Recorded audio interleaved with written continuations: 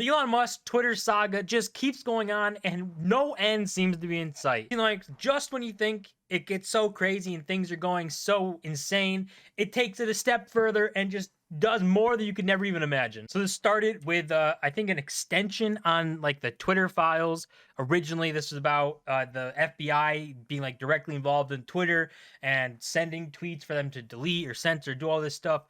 Very weird stuff. But also, this just came out today or yesterday, and they talked more in depth about it. Talking about this was Yoel Roth from the FBI wanting written explanations or written stuff from them, and he was saying is a little weird, and they went back and forth. And this right here said that he added he was not, being Yoel Roth, comfortable with the Bureau and by extension the IC demanding written answers. The idea of the FBI acting as conduit for the intelligence community is interesting, given that many agencies are barred from domestic operations, which again would make a ton of sense. So being private on Twitter, like Twitter does not have to give you all this data and allow you access and backdoors into things. That's what China does. And we already know an example of this from Apple. Apple denied helping the FBI break into an iPhone, saying it went against their privacy policy, and they didn't help the FBI. And it was a huge deal and a big case, but ultimately, Apple did what they stand by and said, we're private. The FBI ended up breaking into the phone anyways, but Apple didn't help them, which I think is a big deal. And we also have this here saying the FBI responded to Friday's report by saying it regularly engages with private sector entities to provide information specific to identified foreign malign influence actors, subversive, undeclared, covert, or criminal activities. My God. I guess they try and do a bunch of things, but no matter what, it shouldn't be the government's job to tell these companies how they should run their company. So if the company decides that there's a bunch of traffic coming from an external country and they look into it and say, wow, this is just people forcing bots or pushing something that's not like is weird, then they can shut that down. But the FBI coming in and saying, you're just going to do what we say. That's what China does. China runs companies because they're communist. The companies here are supposed to run themselves. But that's just kind of some of the drama going on with the Twitter files and more stuff coming out. But then we had Elon Musk tweeting there was a big policy change, and he said going forward there will be a vote for major policy changes. My apologies won't happen again. And this has to go with the policy change about doxing people and putting out people's information. He banned the Elon Jet account, and then he banned a bunch of reporters that reported on it or shared the link or did something for 2 days. And they end up calling that the Thursday Night Massacre, which is a little like overrated. I mean, come on, you got banned on Twitter for 2 days.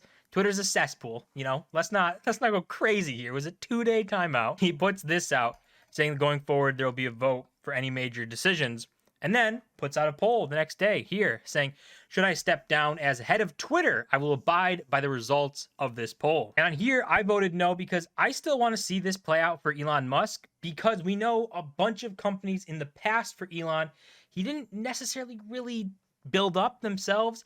I mean, he got like SpaceX and Neuralink. I don't know a lot about. I think he probably built those from the ground up, doing whatever he did after he got a bunch of money.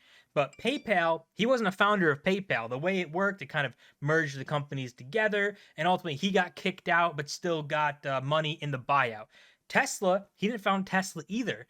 He got Tesla from a bunch of the founders and kind of worked his way up and then worked his way to kick them out and become the CEO of Tesla and fight so hard to be called the founder when he's really not. So all these super big success stories from Elon Musk that a lot of people credit him with, PayPal and Tesla, even though Tesla, he did bring out of like big in debt and a bankruptcy concern and brought it into that. So that was good moves. But a lot of them, they're not like his own founded companies, or he didn't come in and really create something. SpaceX and Neuralink, I don't know if there's any stories behind those, but he probably, built those up after he got a lot of money. And once you get a lot of money, it's probably a little bit easier to build companies, right? So I really want to see if he can turn this thing around, because short term, Twitter, it'll be fine for a little bit, for a couple of years at least.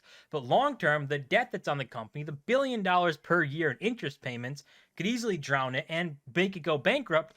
And if he is this amazing, spectacular businessman that everyone says he is, if he could figure it out and turn that around, I think that would prove it. Even Mr. Beast replied here saying, if you're going to keep doing stuff like this, then yes. And this is the new policy that they put in. This is on top of the doxing thing, saying you're not allowed to basically tweet any other links to Facebook, Instagram, Mastodon, Truth Social, Tribal, Post, and Noster. And you can't have any third-party social media link like Linktree or InkBio and stuff.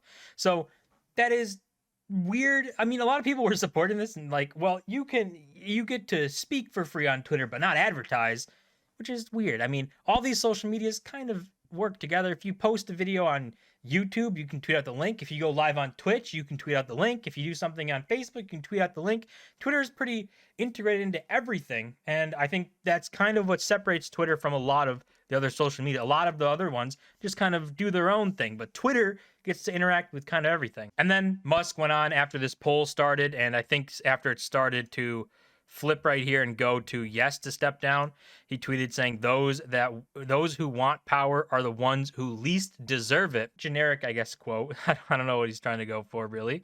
And then saying, as the saying goes, be careful what you wish, as you might get it. Which the response to this is kind of interesting down here, with someone responding saying, yep, he already has the new CEO picked out. Elon will retire to being chairman of the board and tweeter. And Elon responded saying, no one wants the job who can actually keep Twitter alive. There is no successor. What I'm reading is basically Twitter's going bankrupt. Like, Twitter's going to go away. It's going to fall down and collapse. So because this statement here says no one wants the job who can keep Twitter alive. So that means Twitter is going to go down. It's going to collapse.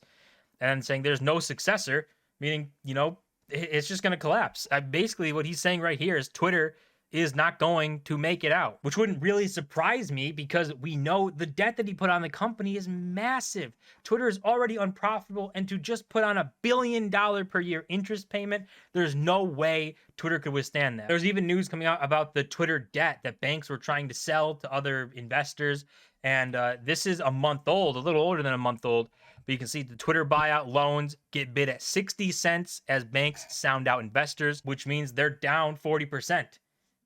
Investors don't want this debt because there's a good chance that Twitter goes bankrupt. And I would imagine that being a month later and Elon Musk tweeting things like this, basically saying Twitter's going to fail, the value of this debt is just going to continue to plummet. It wouldn't surprise me if this went down another 40%, 50%. Is trading at, or maybe some sort of bid or talk at 30 cents, 40 cents on there, because I don't think people are going to get their money back from these loans. These are going to be very bad loans. So Twitter just keeps getting worse. Elon Musk stepping down if he abides by the poll. He said that he's going to, no matter what the results are. So we'll see what happens. And him saying there is no successor. Maybe he shuts down Twitter after he steps down. Who knows? We are going into an absolutely crazy time here, and maybe Twitter isn't going to be in the future. But that's going to do it for this video. As always, don't forget to smash the like button and subscribe. Remember to 1,000 subscribers. I'll see you guys in my next